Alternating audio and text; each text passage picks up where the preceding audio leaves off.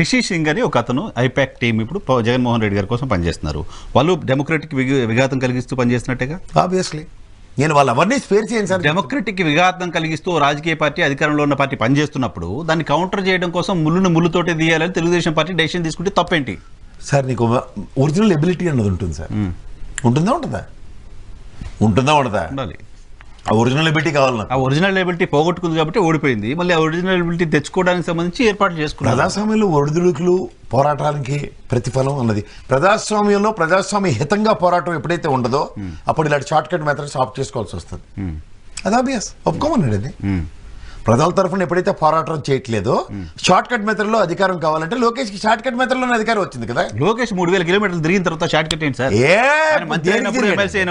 ఖాళీగా ఉన్నది ఒళ్ళు తగ్గించుకోవడానికి 10 మంది 100 కిలోమీటర్లు నడుస్తారు. మీరు కేబీఆర్ పార్క్ ఎదుర్కొని ఉంది, సాయంత్రం 4 డిబేట్లు మనిషి వెళ్ళి వాకింగ్ చేసినండి, ఖచ్చితంగా కడుపు ఒళ్ళు అన్ని తగ్గుతాయి. అది కాదు కదా సారాంశం. అది కాదు కదా. రాజకీయ పార్టీ ప్రైమరీ మోటో ఉండండి. ప్రైమరీ డ్యూటీ అనేది 2 ఉంటాయి. ప్రైమరీ మోటో మీ ఛానల్ సర్వైవల్. ప్రైమరీ డ్యూటీ ఏంటి? 4 డిబేట్లు చేసి 10 రూపాయలు ఛానల్కి సంపాదించాను అన్నది డ్యూటీ. ఈ 2 పండుగ పెట్టి నేను ఒళ్ళు తగ్గించుకోవాలని పాదయాత్ర చేస్తున్నాను, కేబీఆర్ పార్క్ లో నడుస్తున్నట్టే ఎంతవరకు జస్టిఫికేషన్? ఇవాళ నీకు కార్యకర్తలు శ్రేణులు ఏ విధంగా సమాయత్తమై ఉన్నారు, దేనికి పనిచేస్తున్నావు అన్న దాని మీద ఆన్సరే లేకుండా ఆ మనగనపల్లుడు ఏకంగా నాకు కార్యకర్తలు కావాలి, రెండే జీతాలు ఇస్తాను పని చేయండి అని చెప్తున్నప్పుడు ఎవరి కార్యకర్తలు ప్రభావితం చేసిన పాదయాత్రలు దేనికి మీరు మైలేజ్ ఇస్తున్నారు? దానికి ఇండివిజువల్ గా నిన్ను ఎలివేట్ చేసుకోవడానికి 10 మంది దగ్గరికి వెళ్ళి చేసిన ఒక మనోరంజక కార్యక్రమం అది. సో లోకేష్ స్ట్రాటజీ పప్పు అన్నారు, నిప్పు అయి చూపిస్తున్నాడు. లోకేష్ దూకుడుగా ఉన్నారు, లోకేష్ డైనమిక్ గా ఉన్నారు. అలాంటి నిప్పే అంట. నిప్పు రాజేశారు ఇప్పుడు. నిప్పే కదా. నిప్పుకి అగ్గిపెట్టి వెలిగిస్తేనే నిప్పు వస్తుంది. అగ్గిపెట్టేది ఆ నిప్పు అగ్గిపెట్టి లేదు కాబట్టి ప్రశాంత్ కిషోర్ గారిని తెచ్చుకో. ఆ నిప్పు ప్రకంపనలో నిప్పు ఎలాగాలంటే అగ్గిపెట్టి కావాలి. అదే ప్రశాంత్ కిషోర్ గారు. ప్రశాంత్ కిషోర్ అగ్గిపుల్ అనుకోండి, లోకేష్ గారు గీశారు అనుకోండి, ఇప్పుడు నిప్పు మొదలైంది అక్కడ. అంటే నీకు అర్థమైంది ఒరిజినల్ నీకు ఎబిలిటీ లేదని ఒప్పుకున్నట్టే కదా. మీరు నిప్పు పప్పు కాదు నిప్పు అయిందని మీరే చెప్తున్నప్పుడు నిప్పు ఎబిలిటీ ఏది? దానికి మళ్ళీ ఒత్తిలిగించినాక ఎవడో కావాలి. అప్పుడు నీ ఎబిలిటీ ఏది? అంటే మొదటికే భీష్మల్లా తాడి చెట్టు ఎక్కినోడికి 3 పొంతలు తోసింది కాకుండా నెత్తి మీద కూర్చోబట్టి తాడికి అయితే ఎంపీ దగ్గర ఎత్తుకోవాలి. సో ఇప్పుడు టీడీపీకి ఈ మూవ్ అనేది రాజకీయంగా లాభం ఉంటుందా లేదా? వాళ్ళ కాడ ఉంటుంది. ఎందుకు ఎవడైనా పనికొచ్చినాడు 10 మంది వెనకాల ఉంటే చంద్రబాబు గారి ఎబిలిటీ ఉన్నాడు ఏదైనా ఉపయోగపడుతుంది. దమ్ముడికి పనికిరాని ఈ బోగోని బేచకాలను పట్టుకుని ఆ దిక్కుమల ఛానల్ పెట్టుకుని అడగలుగుతారండి వాళ్ళు. అబద్ధాల పునాదుల మీద ఏర్పడిన ఈ నిజాలని ఎన్నాళ్ళు సప్రెస్ చేస్తారు? వాళ్ళు బిలీవ్ చేస్తున్నారు ప్రశాంత్ కిషోర్ వల్లే వైసీపీ అధికారంలోకి వచ్చిందని. వాళ్ళు బిలీవ్ చేస్తున్నారు ప్రశాంత్ కిషోర్ మనం తీసుకుంటే మనం అధికారంలోకి రాదు. దీన్ని అంటారండి వెనకకి పులిని చూసి నక్క వాత పెట్టుకుంటే ఏమైంది? నీళ్ళ డబ్బాలో ములిగి నక్క ఏం చెప్పింది? నేనే అడవికి రాజునంది. వర్షం పడిన తర్వాత ఏమైంది?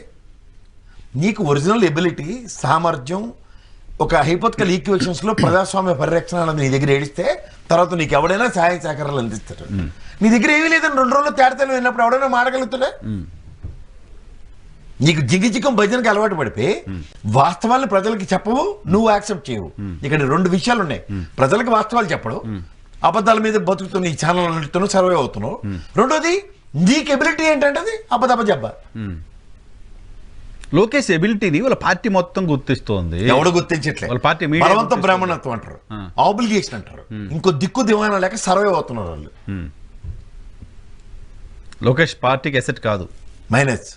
లోకేష్ దుందుడుగా వ్యవహరిస్తున్నారు అంటూ కనపడుతున్న ఇది ఏ వెనకాల తప్పేలాగా టికెట్ల కోసం ఆశపడే పనికిమాలిన అందరూ మాట్లాడే పనికిమాలిన భాష అది. సార్ మీకు ఒకటి చెప్తున్నాను, ఒరిజినల్ ఎబిలిటీస్ అండ్ వైబ్రేషన్స్ అనేవి ప్రతి నిరంతరం ప్రజల్లోకి ఇలా ఒక డిఫరెంట్ వైబ్రేషన్స్ క్రియేట్ చేస్తూ ఉంటాయి. ఒక పాదయాత్రలు కానీ లేదంటే ఒక పార్టీ యొక్క ప్రాబల్యం కానీ ప్రజల్లోకి ప్రతి నిమిషం అడాప్టబిలిటీ ఉంటుంది. నెక్స్ట్ ఆల్టర్నేటివ్ వీడే మాకు is the survival for the fittest అన్నది ప్రతి నిమిషం ప్రూవ్ అవుతూ ఉంటుంది. When it is not, obviously మీకు ఒకటి చెప్పనా, నా పాదయాత్ర ప్రభావం, నా తెలుగుదేశం ఒక లెగసీ ఇది అనుకున్నప్పుడు ఈ ప్రశాంత్ కిషోర్ వాళ్ళకి అవసరమే ఉండదు.